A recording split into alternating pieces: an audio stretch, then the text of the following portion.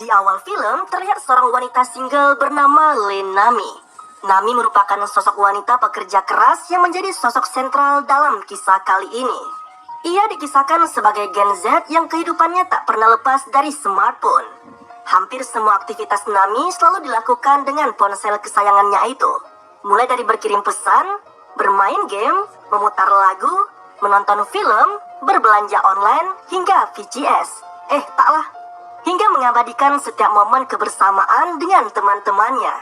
Seperti halnya para pekerja di Korea, Nami juga tak jarang pulang larut malam yang membuat dirinya sering kelelahan saat berada di dalam bus. Seperti yang terjadi saat ini, ia yang terlalu lelah bahkan sampai tertidur di dalam bus.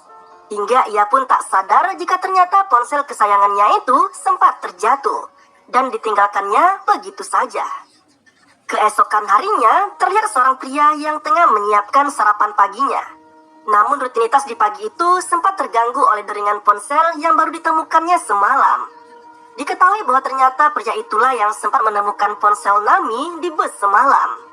Dering panggilan telepon kali ini datang dari sahabat Nami yang bernama Jeon Yunjo. Namun anehnya, pria yang menemukan ponsel itu seakan masih ragu untuk menjawab langsung telepon tersebut. Entah apa yang ada di benak pria itu. Ia malah memilih untuk menggunakan rekaman suara yang telah diubahnya menjadi suara wanita untuk menjawab telepon dari Yunjo. Melalui suara penjawab panggilan yang ia gunakan, pria itu juga mengutarakan bahwa dirinya telah menemukan ponsel tersebut semalam. Mengetahui ponsel Nami yang hilang, Yunjo lalu mendatangi tempat tinggal Nami. Dari sinilah akhirnya Nami baru mengetahui jika ponselnya ternyata sempat terjatuh dan kini telah ditemukan oleh seorang wanita di luar sana. Karena hal itu juga, ia pun berniat untuk mengajak sosok penemu ponselnya itu bertemu di kafe milik ayahnya. Di tempat lain, pria yang menemukan ponsel Nami ternyata mulai penasaran pada sosok pemilik ponsel itu. Ia pun mulai membuka-buka isi ponsel itu, termasuk menelusuri akun media sosial milik Nami. Bahkan ia sampai mencatat banyak hal yang diyakininya terhubung dengan kebiasaan yang dilakukan oleh Nami. Hingga pada akhirnya aksi pria tersebut terhenti setelah ia mendapati permintaan kata sandi yang membatasi untuk bisa mengulik lebih dalam tentang sosok Nami. Namun tanpa diduga, pria itu malah secara sengaja merusak layar dari ponsel tersebut. Sementara itu di tempat lain, sejumlah polisi terlihat tengah menyelidiki penemuan mayat yang menggegerkan. Seorang detektif bernama Wo Jiman saat itu sedang bertugas untuk menyelidiki kasus tersebut. Namun ia malah mendapati kejanggalan setelah menemukan suplemen nutrisi untuk tanaman yang kebetulan berada tak jauh dari lokasi ditemukannya mayat itu. Rasa penasaran juga hingga pada rekan detektif lainnya yang bernama Kim Jung Ho. Ia yang kebetulan juga mendapati suplemen yang sama dekat pohon milik anak Jiman, sontak mencurigai adanya keterlibatan dari anak rekan kerjanya itu. Seolah tak percaya dengan sejumlah bukti tersebut, Jiman yang selama ini telah ditinggal merantau oleh anaknya jelas menyangkal tuduhan itu. Terlebih anaknya yang bernama Oh Jun Yong bahkan telah meninggalkannya selama 7 tahun. Hal itulah yang membuatnya meyakini tidak ada sangkut paut sang anak dengan kasus pembunuhan dari mayat tersebut. Kembali ke Nami, ia yang telah bersiap di kafe ayahnya untuk bertemu dengan sosok penemu ponselnya itu malah dikabari jika ternyata ponselnya tersebut telah terjatuh dan membuat layarnya menjadi retak. Karena alasan itulah maka sosok penemu ponsel itu meminta maaf pada Nami. Ia juga mengatakan jika ponsel tersebut telah dibawanya ke tempat reparasi untuk diperbaiki. Penemu ponsel tersebut bahkan mengatakan jika biaya servis telah ditanggungnya dan Nami hanya perlu mengambilnya saja di tempat reparasi. Di sebuah pusat perbelanjaan, Nami akhirnya sampai di tempat reparasi dan menemukan ponselnya yang masih dalam keadaan rusak. Ia pun disambut dengan cukup ramah oleh seorang teknisi yang ada di sana dan mulai diminta mengisi formulir perbaikan ponselnya. Namun tak lama kemudian, Nami sempat merasa curiga dengan formulir yang akan diisinya. Sebab dalam formulir tersebut, ia juga ternyata diminta untuk mengisi kata sandi yang ada di ponselnya. Meski sempat merasa aneh, namun Nami yang tak ingin ambil pusing akhirnya mengisi semua pertanyaan yang ada di formulir tersebut. Dan perbaikan pun dilakukan. Kata sandi yang diberikan Nami ternyata malah disalahgunakan oleh teknisi di tempat itu. Ponsel Nami yang seharusnya telah selesai diperbaiki malah disematkan program spyware oleh teknisi tersebut. Alhasil, semua aktivitas yang terjadi di ponsel Nami bisa ditampilkan dengan jelas melalui ponsel dari teknisi tersebut. Nah, secara tak terduga, sosok teknisi yang memperbaiki ponsel Nami ternyata adalah pria yang menemukan ponsel itu di bus tempo hari. Sekaligus juga sosok yang sempat berpura-pura menjadi wanita dan tak sengaja merusak ponsel tersebut. Sejak saat itu, pria misterius tadi mulai mencatat lebih banyak hal tentang Nami.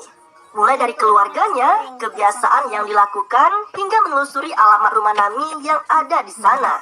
Termasuk mengetahui perusahaan di mana wanita itu bekerja. Tanpa disangka, pria yang kini telah mengantongi banyak data tentang Nami ternyata adalah sosok pembunuh dari mayat wanita yang sempat ditemukan oleh polisi tempo hari. Hal itu terlihat dari tampilan wallpaper di laptopnya yang memperlihatkan kondisi korban wanita yang tengah terikat. Sialnya lagi, pria itu kini malah mengganti wallpapernya dengan tampilan foto selfie Nami. Seolah menjelaskan jika saat ini Namilah yang akan menjadi target selanjutnya. Keesokan harinya, pria yang telah meretas ponsel Nami bisa dengan mudah menemukan keberadaan rumah dari targetnya itu. Ia akan bisa dengan leluasa masuk dan mendapatkan lebih banyak informasi yang ia butuhkan.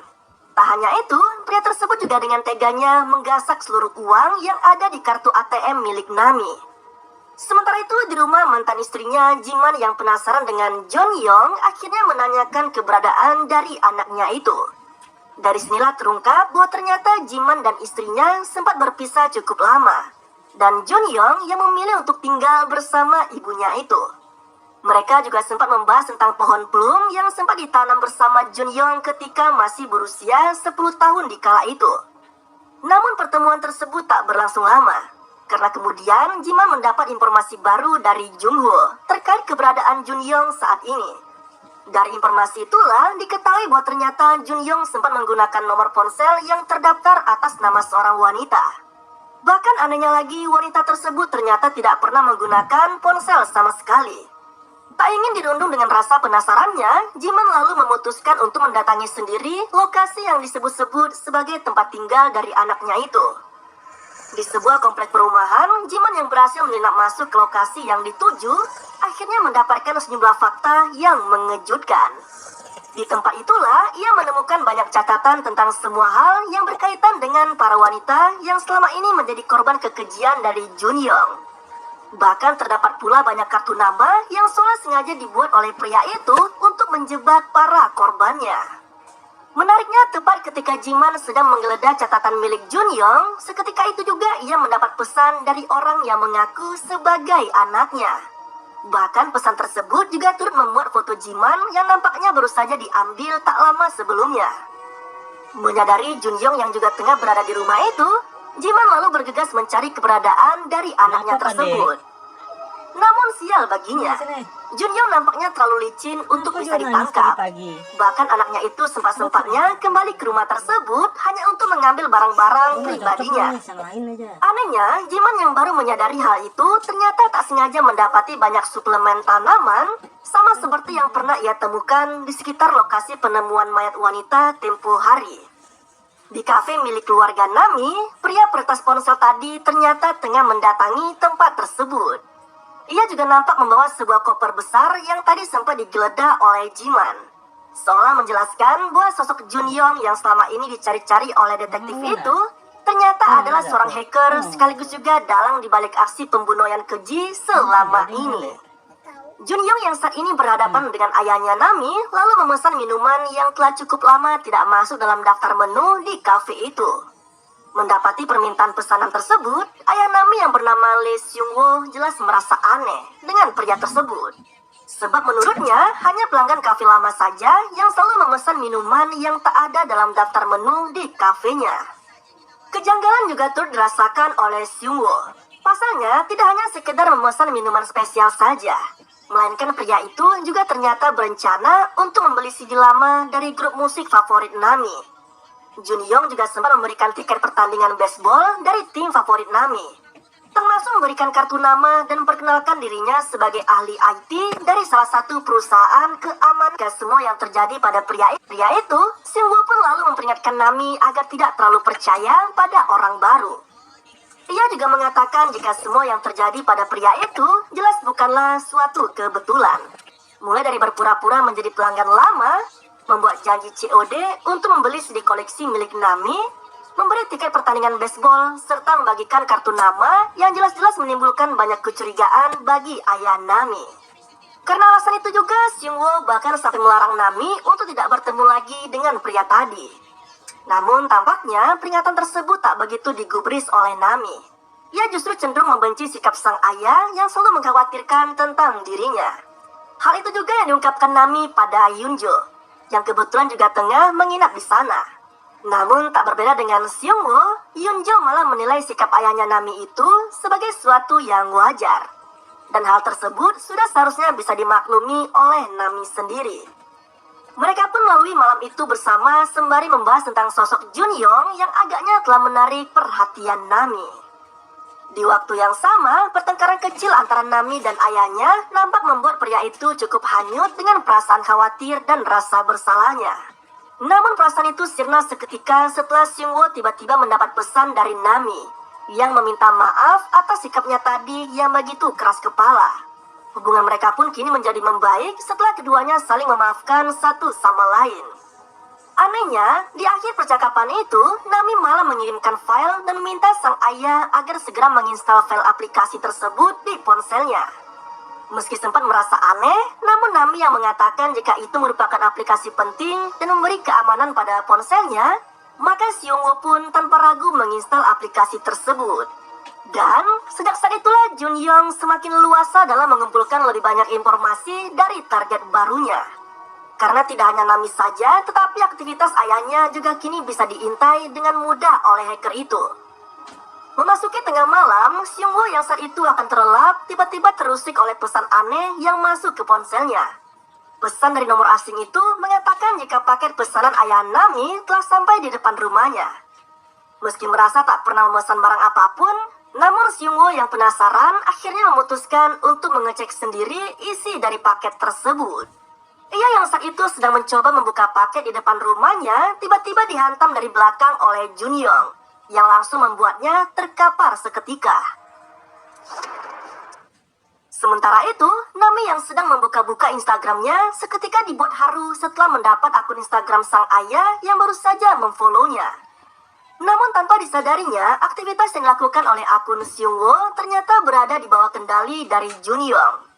Sialnya lagi, ayah Nami yang masih tak sadarkan diri ternyata sekarang sedang diperdaya oleh hacker psikopat tersebut. Keesokan harinya, bencana besar harus dialami oleh Nami. Ia yang baru saja terbangun tiba-tiba mendapati keanehan pada akun Instagramnya. Ternyata akun tersebut baru saja memposting foto dengan caption yang menjelek-jelekan perusahaan tempat Nami bekerja. Sontak hal itu menimbulkan kegaduhan dari semua rekan kerja termasuk bos di kantornya. Ratusan pesan singkat dengan puluhan panggilan pun masuk ke ponsel Nami yang ingin mengklarifikasi dari postingannya tersebut. Karena alasan itulah, ia pun tanpa berpikir panjang langsung berusaha mendatangi kantor tempat dia bekerja. Pembelaannya tentang peretasan yang terjadi pada ponselnya malah tidak dipercaya oleh semua rekan di kantornya. Alhasil, ia tidak hanya dimusuhi oleh mereka semua, tetapi juga dipecat dari pekerjaannya di hari itu juga. Apa yang terjadi selama ini pada Nami ternyata telah direncanakan oleh Junyong. Pria itu terlihat sedang mencoret sejumlah daftar nama dari orang-orang di sekitar kehidupan Nami yang ingin ia singkirkan. Tujuannya adalah agar wanita itu tak lagi memiliki hubungan baik dengan orang-orang di sekitarnya. Dan berujung frustasi sehingga Junyong bisa dengan mudah masuk ke kehidupan Nami. Atas kejadian aneh yang dialaminya, Nami dengan ditemani Yunjo lantas mengadukan kasus tersebut pada kepolisian keamanan cyber. Namun bukannya mendapat sambutan baik seperti yang mereka harapkan, birokrasi di kepolisian justru membuat Nami dan Yunjo malah direpotkan. Mereka pun akhirnya memutuskan untuk pergi dan mencoba menelusuri sendiri dari kasus tersebut. Di waktu yang sama, Seungwoo yang mulai tersadar akhirnya mengetahui siapa sosok yang sempat membuatnya terkapar. Dan firasat buruknya pada Nami akhirnya terjadi. Ia kini mendapati dirinya yang tengah terikat dan hanya bisa menerima cemoohan yang dilontarkan oleh Junyong. Mirisnya lagi, hacker psikopat itu juga terang-terangan mengakui jika Nami sebagai target berikutnya. Bahkan ia sendiri mengaku telah menyusun semua rencananya sejak pertama kali menemukan ponsel milik Nami. Kembali ke Nami, ia dan Yunjo yang masih dibalut kekesalan atas aksi peretasan itu lalu membahasnya kembali di kafe milik ayahnya. Namun karena pengetahuan mereka yang minim tentang dunia IT, akhirnya keduanya pun meminta bantuan Junyong sebagai ahli IT untuk menelusuri siapa sosok yang telah meretas ponsel Nami. Bukannya mendapat pencerahan dari hacker psikopat itu, Nami malah dihasut oleh Junyong untuk memusuhi Yunjo. Pria itu mengatakan jika ponsel Nami memang telah tersemar sebuah program yang bisa mengintai setiap aktivitas dari pemilik ponsel tersebut. Namun program itu tak bisa mengambil alih kendali dari ponsel targetnya. Karena alasan itulah, Junyong pun berspekulasi jika sosok yang telah meretas ponsel Nami adalah Yunjo, yaitu sahabatnya sendiri. Mendengar penjelasan tersebut, Nami yang tersulut amarah pun lalu meluapkannya pada Yunjo dengan menuduh sahabat lamanya itu sebagai sosok peretas dari ponsel miliknya. Sementara Yunjo yang tak terima dengan tuduhan tersebut jelas sangat kesal pada sikap sahabatnya itu. Alhasil hubungan persahabatan yang telah dipupuk sejak lama itu pun akhirnya retak.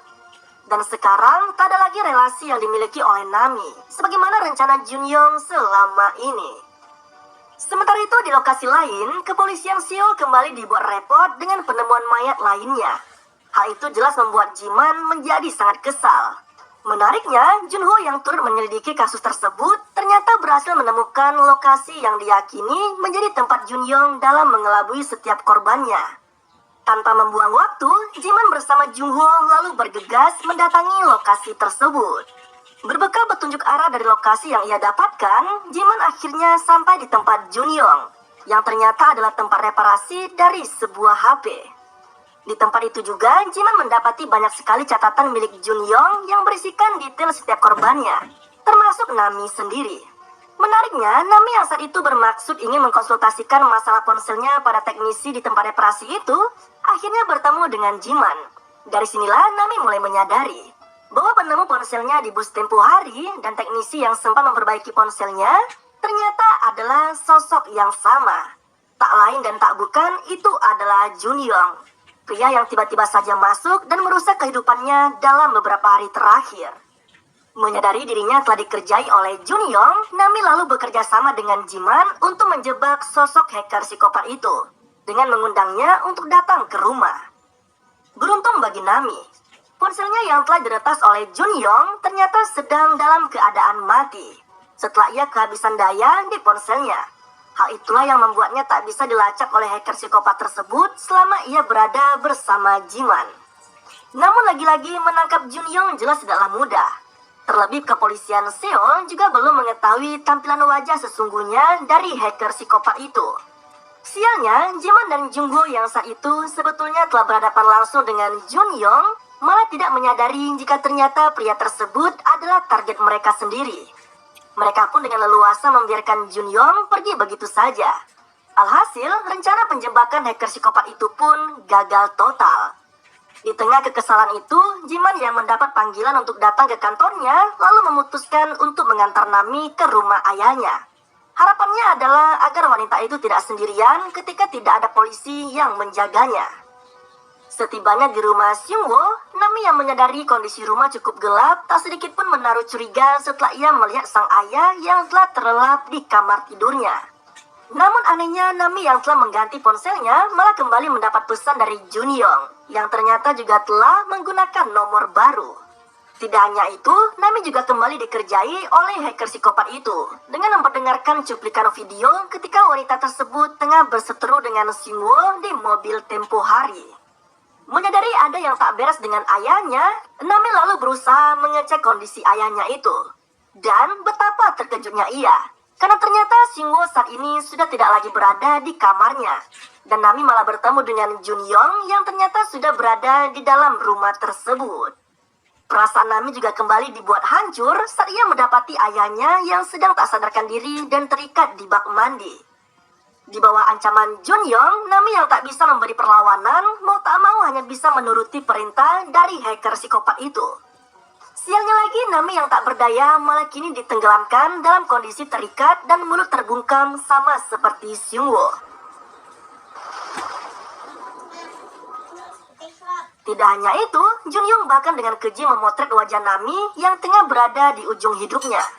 Sama seperti foto korban wanita lainnya yang juga sempat menjadi wallpaper di laptop psikopat itu.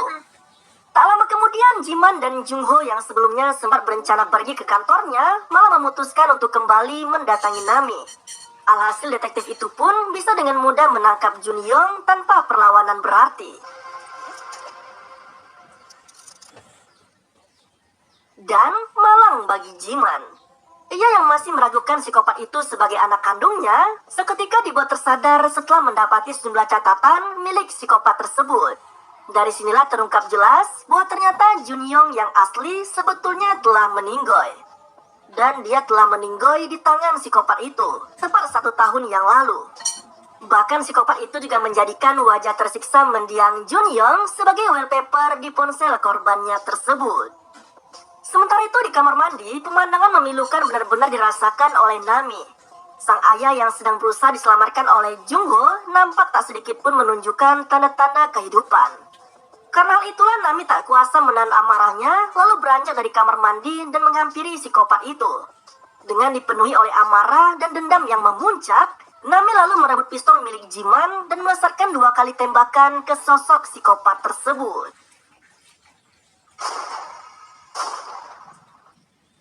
Sementara itu, Xingwo yang sebelumnya sempat disangka telah meninggoy, ternyata masih bisa diselamatkan oleh Jungho. Ia pun lalu memeluk erat Nami, seolah merasa begitu lega setelah melalui hari yang sangat berat dalam hidup mereka. Di akhir film terlihat Nami yang mulai bisa kembali menata kehidupannya.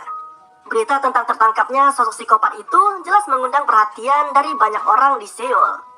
Namun anehnya, sosok psikopat yang telah menewaskan banyak korban itu ternyata belum matoy meski sempat ditembak oleh Nami sebelumnya. Ia kini diketahui tengah dirawat dan mendapat pengawasan ketat oleh kepolisian.